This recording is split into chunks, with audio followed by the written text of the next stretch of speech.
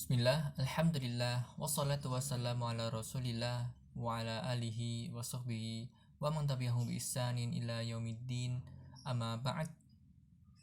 Allahumma la sahla illa ma ja'altahu sahla wa anta taj'alul hasna idza syi'ta sahla. Allahumma anfa'na bima 'allamtana wa 'allimna ma yanfa'una wa zidna 'ilma ya rabbal alamin. Rabbi shrah li sadri wa yassir li amri wahlul 'uqdatam min lisani yafqahu qawli. Alhamdulillah, insyaallah kita akan lagi membaca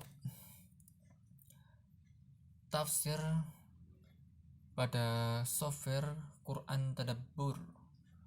Dan pada saat ini kita akan membaca surat Al-Lahab pada ayat yang 2 pada tafsir At-Taisir. Saya langsung baca ya. Yang dimaksud dengan apa yang dia usahakan.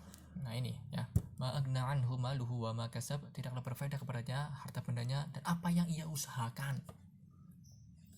Ya, yang dimaksud dengan apa yang dia usahakan adalah anak-anaknya, karena anak-anak juga disebut dengan kasab, usaha seseorang.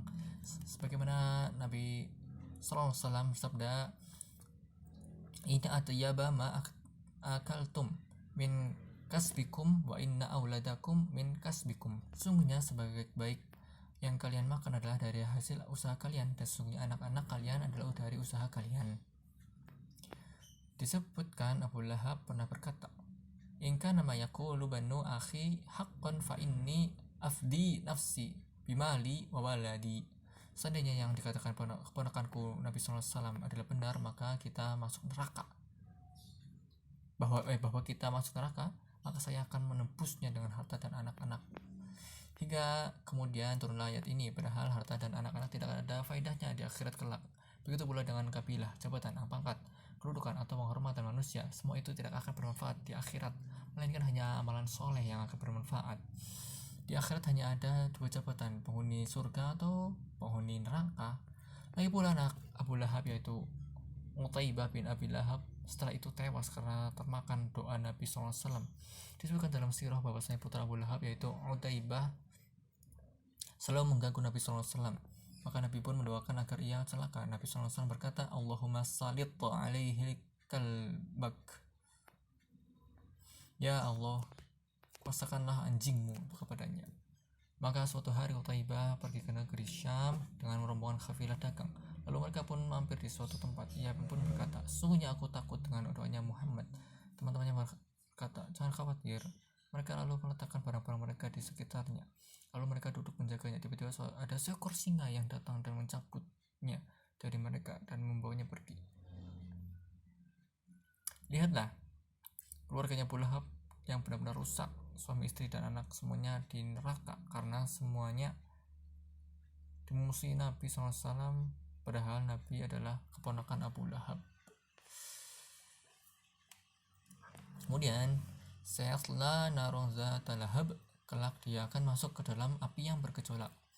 Lahab artinya menyala-nyala. Dia bergelar Abu Lahab, dan kelak dia akan dimasukkan ke dalam api yang menyala-nyala.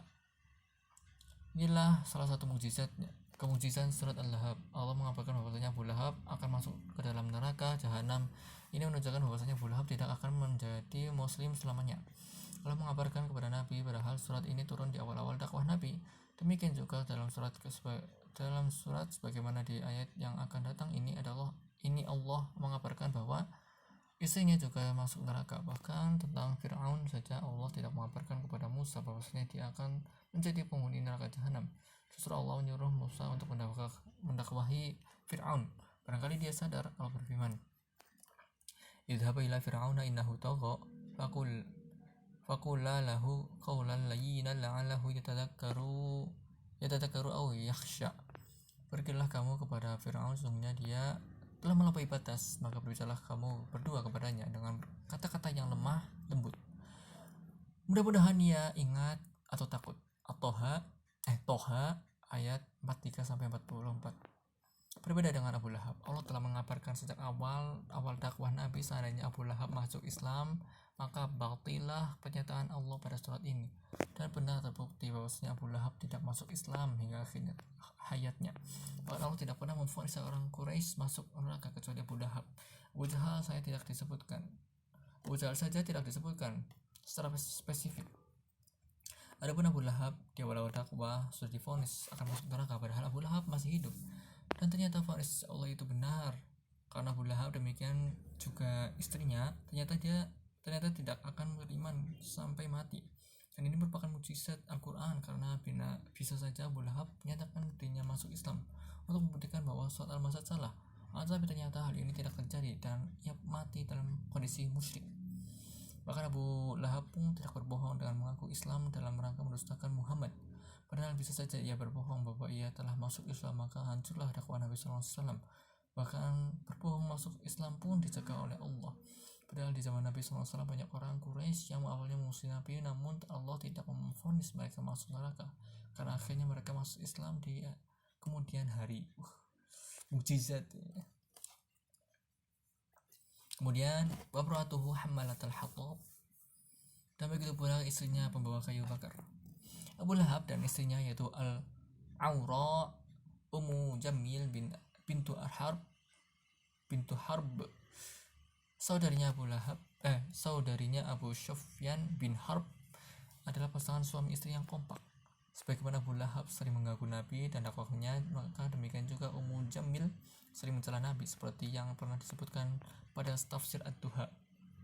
Tentang sebab turunnya, diantaranya saat itu Ummu Jamil mencela Nabi karena beberapa hari tidak turun wahyu kepadanya.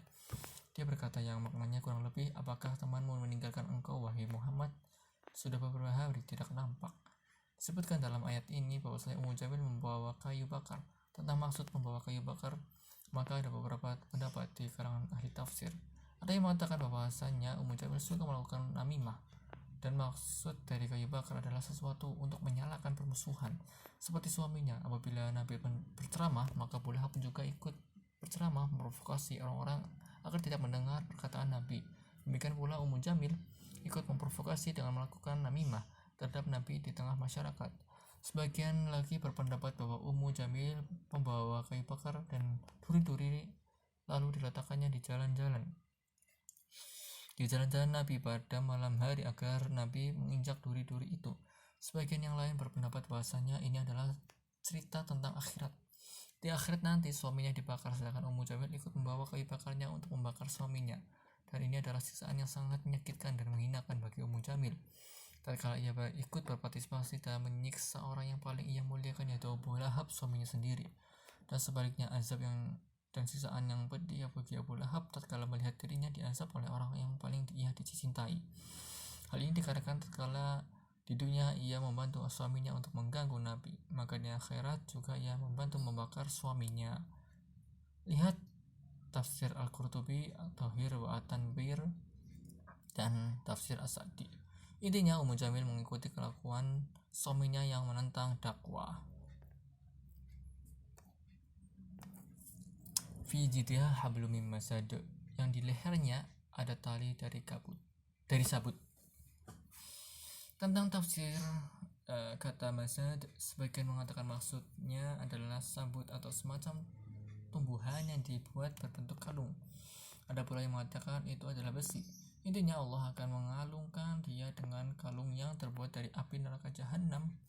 Apakah itu kayu yang dibakar atau besi yang dibakar oleh Allah? Syekh Al-Utsaimin menjelaskan bahwa Ummu Jamil adalah wanita yang bernasab tinggi di Quraisy. Tapi demi untuk bisa menyakiti dan mengganggu Nabi SAW, maka ia pun pergi ke padang pasir untuk mencari kayu sambil membawa tali yang ia kalungkan di lehernya untuk mengikat kayu-kayu tersebut untuk digunakan mengganggu Nabi, di mana ia meletakkan kayu-kayu dan duri-duri pada malam hari di jalan yang biasa dilalui oleh Nabi SAW. Disebutkan bahwasanya Ummu Jamil punya kalung yang mahal dan dia ingin menginfakkan kalungnya demi untuk memusuhi dakwah Muhammad. Oleh karena itu Allah membalasnya dengan memberikan untuknya kalung yang terbuat dari api neraka Jahannam yang akan menyiksanya. Lihat tafsir Ibnu Katsir. Baik, demikianlah pembacaan surat Al-Ahzab. Alhamdulillah, berarti kita sudah menyelesaikan semua tafsir dari tafsir As-Sa'di, Al-Muyassar, Ibnu Katsir, dan At-Taisir.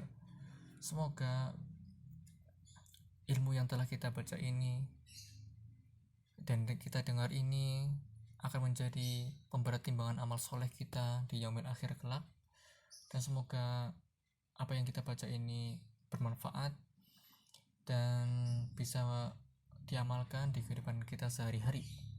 Kurang lebihnya saya mohon maaf. Saya akhiri, subhanakallahumma wa bihamdika asyhadu an la ilaha illa anta astaghfiruka wa atubu ilaik. Assalamualaikum warahmatullahi wabarakatuh.